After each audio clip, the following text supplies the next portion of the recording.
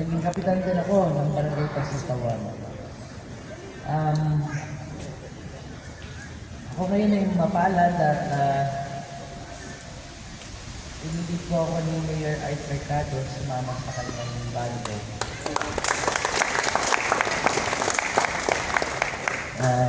Ang akin po, kasi wala pa namang committee. Wala pang committee kung ano ang addon namin.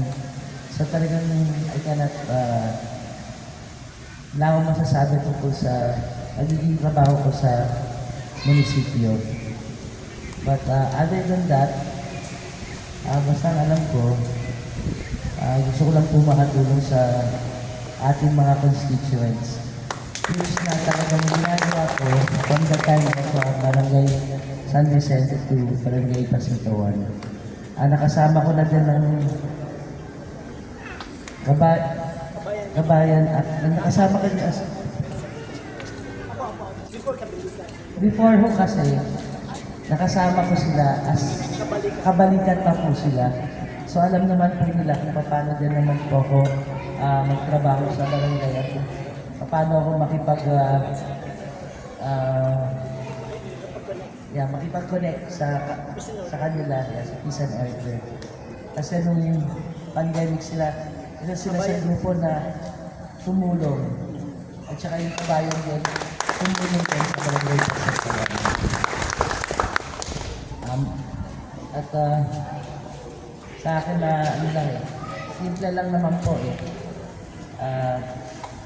yung palarin po dapat narinig po ang mga tao, ang salita ng tao, at hindi dahil ikaw maging namumuno, ikaw ang masusunod.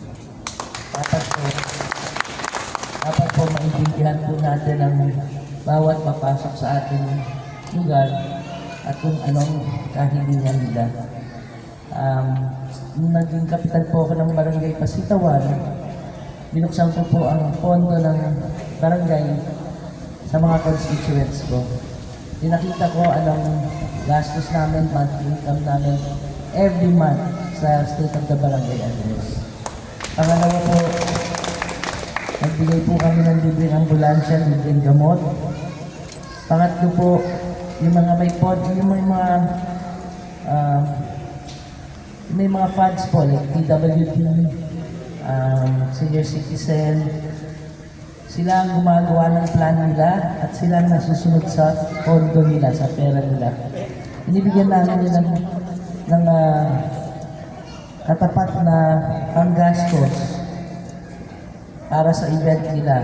At kung gusto nilang kunin ang cheque nila, ibinibigay ko po sa kanila. Ibalik lang nila yung mga tamang dokumento na kailangan ko yung attendance, picture, at saka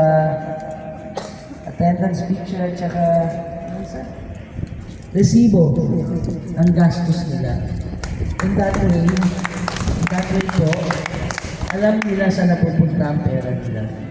Simple lang, talagang simple lang naman, simple lang maging kapitan at simple din lang silbi sa tao.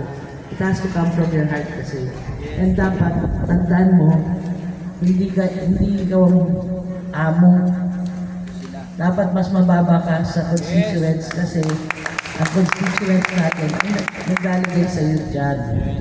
So yun po, hindi ko po yung malilimutan at talaga nagpapasalamat ako sa lahat ng tao na nagtiwala sa akin. Kaya ang tiwala ko din sa mga constituents ko ay sobra-sobra kasi parang pamilya ko po sila. Parang lumabas po kasi parang pamilya ko po yung mga constituents ko. Pagpunta kasi po nila sa barangay, agad-agad ko na po sila sinasalubo. Hindi po ako umuupo sa mesa ko sa taas ng opisina namin. Kung hindi nasa baba ako, nag-iikot po ako. Kumuha po ako ng magagaling na staff. Dati po si Nancy, Nagawad Nancy. Siya po ang sekretary ko. So, para kumuha po magagaling na tao, para po, libre po ako makipag-usap sa mga constituents ko at sabihin ng salubong. Sa akin po, sana po, sana po, alam mo ba lang yan? Boto natin, ha? Boto natin! Mabuhay sa pamilitan! Sana Sana po. Hindi, kasi bawal kasi magsabi ng mga...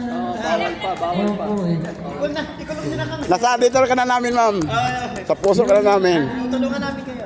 Yung aking kapatid naman po ay mapalad na inuhang board member. Although dalawa kaming nandyan, i-check na lang po niyo yung record ko sa barangay at i-check niyo yung record ng kapatid ko kung meron kaming ginawang hindi maganda.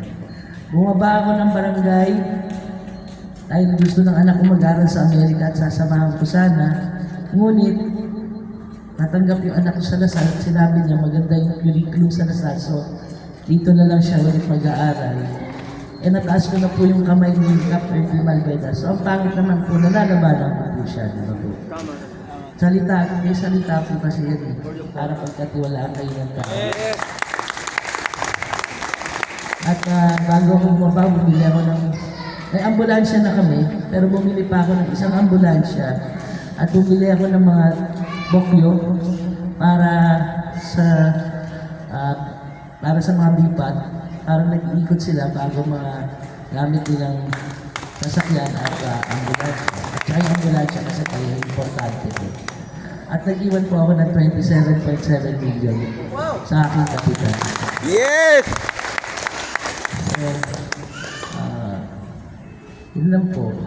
Ano po, nakilala niyo po. At sana po, katama ka mo.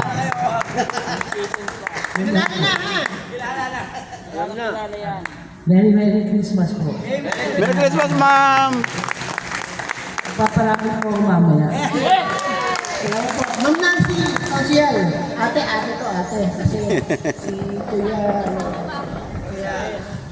Manuel. Okay po. Una-una, salamat sa suporta niya po in behalf of Cap Erdi Malveda na talagang nagpapasalamat po ang barangay sa suporta niyo every Saturday. Talagang nandyan po kayo. Hindi niyo po kami iniiwanan sa amin. Yes! Palakpak! Talaga po, napaka-consistent ni Kabayan. Kumbaga, ang dami namin nakasamang grupo. Minsan wala, minsan nandyan. Pero si Kabayan, talagang consistent. Yes! Sa pagsuporta sa barangay, kaya in behalf of Cap Erdi Malveda. Maraming salamat po. Salamat din po sabi ni Kapitana Rite. So talagang maraming salamat po dahil talagang ramdam na ramdam po namin yung suporta. Ganon din po ang aasahan niyo po na suporta naman po galing po sa amin, galing po sa akin. Yung kung ano man po yung naibigay na serbisyo ng aking yumaang husband na si June Santelices, maasahan niyo po na ganon din po ang akin po isiserbisyo sa barangay. Pagpapatuloy po Yes! ang kanyang mga nasimulan, ang kanya po magandang legacy na naiwan sa barangay. Atin po itong ipagpapatuloy. So, yun po. Wish ko po sa atin lahat this coming Christmas, sana maging masaya.